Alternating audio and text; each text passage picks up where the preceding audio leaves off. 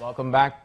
Welcome back to News Across Nigeria. The Nigerian Immigration Service says it's quite an issue concerning immigrants who are illegally in the country without valid documents, documentation, identification. But before we continue with that story, we'd like to quickly remind you that you can find all our top stories on our website. That's channelstv.com and on youtube.com/channelsweb. Also visit m.channelstv.com to see us live on your mobile device. You can also download the Channels TV app for Android, iOS, and Windows phones from their respective stores. We'd also like to encourage you to use the Eyewitness feature in the Channels TV app. If you have pictures or videos you'd like to share with us, just tap the application on your device, swipe to reveal the Eyewitness menu, and follow the instructions. The Nigerian Immigration Service, Abia State Command, is set to repatriate 76 illegal immigrants with invalid identification and incomplete documents. The State Controller, Antonia Okpara, said most of these illegal immigrants are from Niger Republic. They enter the country illegally through the borders. She also frowned at the laxity displayed by Nigerians who engage the services of these immigrants and warned that the command is working hard to fish out illegal immigrants whose identifications are in doubt. We carried up a mop-up exercise in Abia area and the Umuahia area. We were able to get 70 male and 5 female, all Nigerians. I'd like to state categorically here that these movements were done clandestine. And you should remember that Nigeria has very, very expansive border. So majority of these borders are illegal. There is always, an effect. When they move from the border area, they always come to the hinterlands, Abia. So, but nevertheless, the federal government knows about this.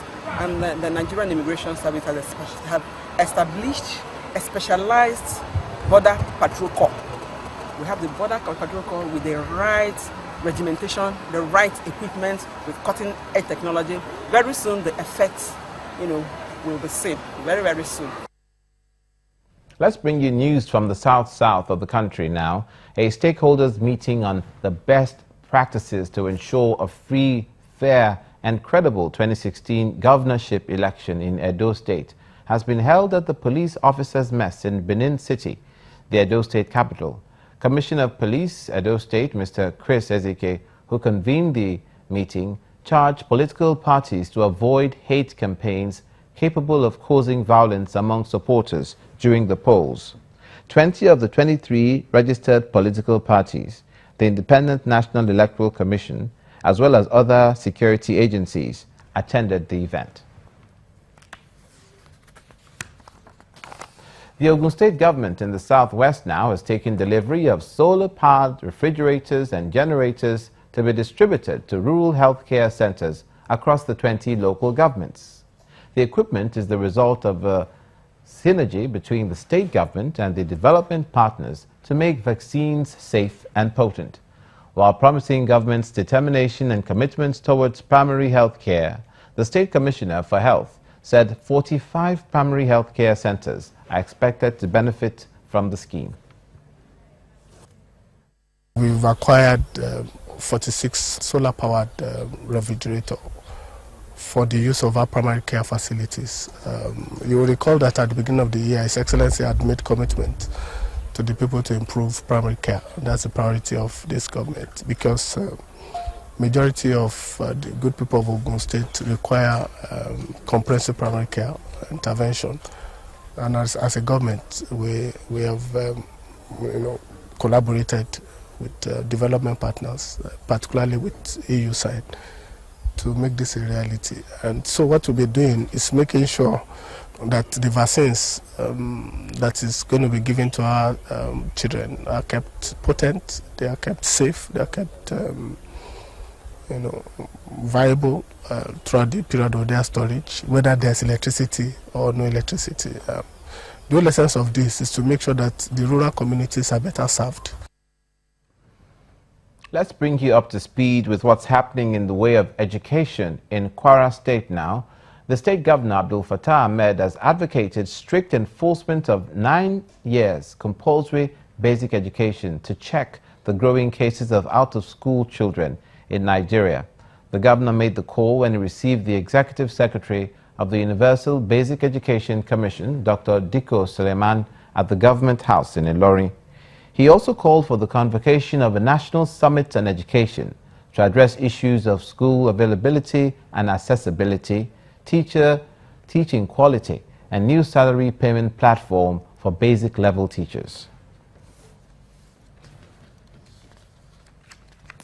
To Yobe State now, where Governor Ibrahim Gaidam says some local government administrators, some politicians, and some businessmen in the state were known to be in connection with issues around ghost workers in the local government salary system of the state. This is the position of the governor during the swearing-in of members of the Judicial Service Commission. He also warned those involved in such acts that they should desist from it and ordered that the names, that is, that of the ghost workers, should be removed immediately. In 1 month, we are able to save over 169 million naira. The exercise has not been concluded yet. So after concluding everything, I think we should be able to save up to 250 million naira per month. For now, based on our calculations, despite the fact that still the exercise is going on in about 7 local government areas. So after those ones are concluded, I think we'll get additional saving. Kogi State Governor Yobe State Governor Ibrahim Gaidam. Now from there, we will turn our attention to the environment, where in view of the need to ensure the conservation and preservation of natural resources, the Kogi State government has banned illegal felling of trees and trading of sand. The state governor, Yahaya Bello, stated this when he received the members of the task force on forestry inspection. The task force were in Kogi State to assess the level of deforestation. Forestry preservation is high on the agenda of the Kogi State government, and a task force constituted to determine the degree of deforestation at the Government House to report their findings to the governor. The team is led by its chairman, AIG Mamman Araga. He discloses a breach of the governor's directive. Dissatisfied with the current position of things, Governor Yahaya Bello says environmental laws will be enforced. Consultants or contractors certificates that are degrading our environment, I think we must go hard on them. Go hard on them, and then so that we can save our environment. But for the immediate one, I think we have to do something, to even begin to keep our environment very clean and tidy. You will discover that everybody sells anything along the streets. I'm just suggesting probably to have designated areas for markets of this sort. Open up an area and then give enough time, announce to them to quickly come and pick up spaces and then free these areas, so that the task force, work and extend to that.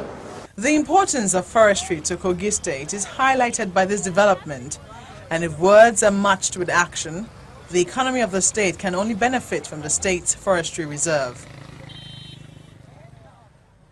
You're watching news across Nigeria. Coming up in the south, news of security in Akwa Ibom State. Stay with us.